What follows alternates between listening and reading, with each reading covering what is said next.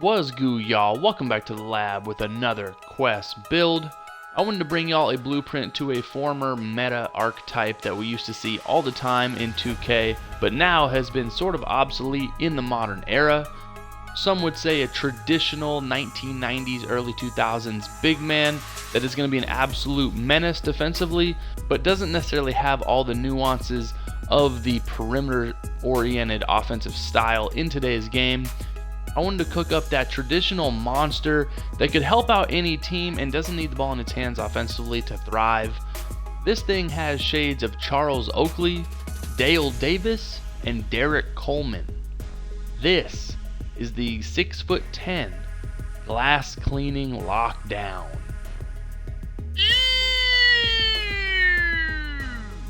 You do not see this build on 2K very often anymore. I've only seen those smaller tweener type builds with this name on 2K in videos on YouTube, or if you do encounter one in the city, but I wanted to get in here and cook up a 6'10" homegrown hatch.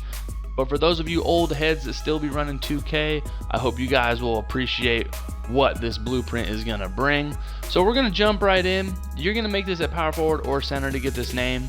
We're going to be 6'10", 236 pounds with a 7'7" wingspan, and you know we're going body shape build because we want to look menacing on the wood.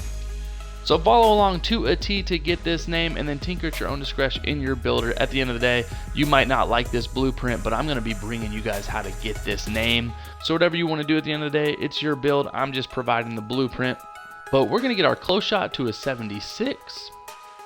A lot of these are going to be badge threshes. We're going to get our driving layup to a 75. We're going to get our driving dunk to a 76. You can up this to 79 if you want to get that silver limitless takeoff.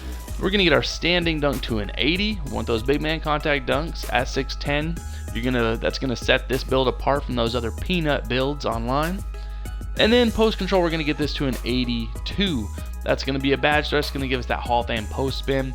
But we're going to have 22 finishing badges. If you go too high on some of the categories in finishing, it will potentially change the name to defensive anchor. That's something that I found out while tinkering in this build in the lab. If you do tinker some of the specs to be a little bit more offensive inclined, it does change the name, which makes this archetype even more rare this year. But 22 finishing badges, you're going to be able to score inside if you do have a mismatch, and you do have post control on this build because we are a traditional 90s, 2000s big man.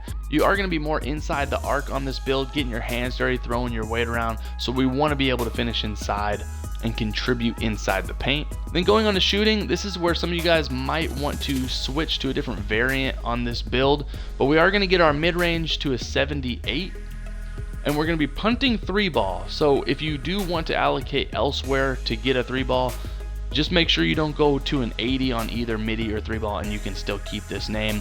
But we don't want to be hovering on the perimeter as a cone like the modern 5-out basketball that you see today. If you're going to be playing on this build, I want you to have the nuance of the old golden era game. You're going to be setting off ball screens, picking and choosing where to go to help your team out, slashing backdoor, getting in that little short corner, hitting the 3-hole when it's available. But I don't want you to just stand in the corner and just wait for the ball the entire time. This is going to make you have to actually have some IQ to your approach offensively, but you're not just going to be a cone waiting for your opportunities. We are going to up our free throw to a 59 though. There's going to be a little bit extra atch, but you're only going to have 10 shooting badges on this build.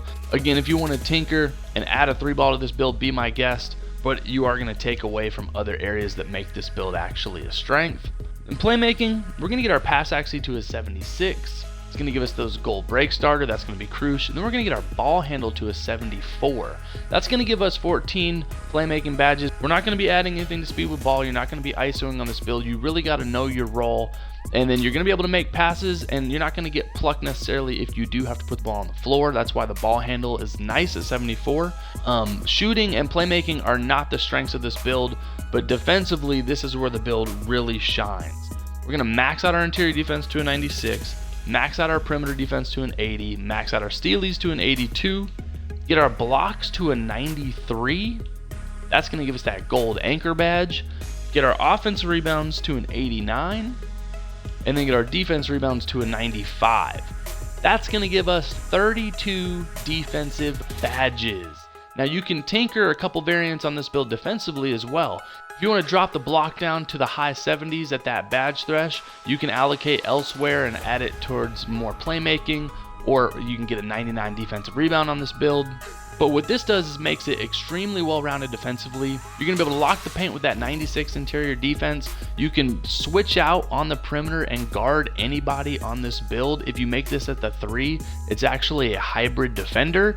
And again, if you tinker some other attributes elsewhere, it becomes a defensive anchor. So it is a defensive monster through and through. 32 defensive badges is going to be crazy with those gold tier 3 badges. You can play with this build on any team defensively and your teammates are going to love you. And then physically, we're going to get our speed and our acceleration to a 71, max acceleration. Going to keep our strength at a 71, going to get our vertical to a 65, and then put the rest on stamina to an 80 to round out the attributes. Giving this build a once-over, 22 finishing, 10 shooting, 14 playmaking, and 32 defensive badges. Some of the main ingredients to get this glass cleaning lockdown at 6'10 is going to be an 80 perimeter defense and an 82 stealies. If you drop that down, it becomes a defensive anchor. You don't want to go too high on some of the attributes. And again, if you're not looking for this super traditional 1990s type big man, a lot of you are going to want to throw some attributes on that 3 ball to just make it more well-rounded and to be able to not be a liability if you are on the perimeter. But I do like the fact that this build is well-rounded on the interior. You can actually dump the ball down and go to work as if it was a main option. It is very well-rounded. The only thing that's really missing on this build outside of the 3 ball on this blueprint is just the fact that you're not going to be isoing on the perimeter, and those attributes defensively, you're going to be an absolute monster on the wood. Going to takeover, one of the things I love about this build is you get perimeter defensive take, interior D, glass cleaning, and post.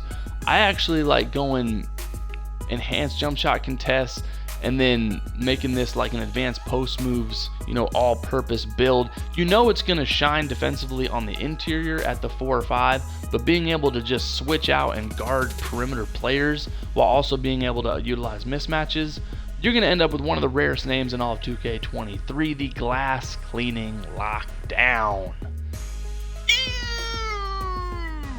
Again, I haven't seen this version at 6'10 anywhere on YouTube, anywhere in the city. It's going to be extremely rare this year to see this because a lot of people aren't necessarily going to make the attributes what it is to get this name. What do you guys think of this blueprint? Am I correct in assuming that most of y'all would want a 3 ball on this build?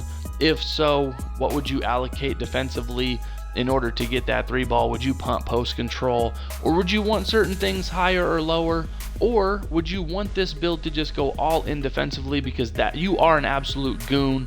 You are a bash brother for your team if you're going to be playing on this build. I think it can be a great complementary piece next to an offensive scoring big, or it can be the anchor defensively and you just know your role and you're trying to win championships on this build. What do you guys think? Let me know in the comments because Quest Sparrow is still bringing that heat.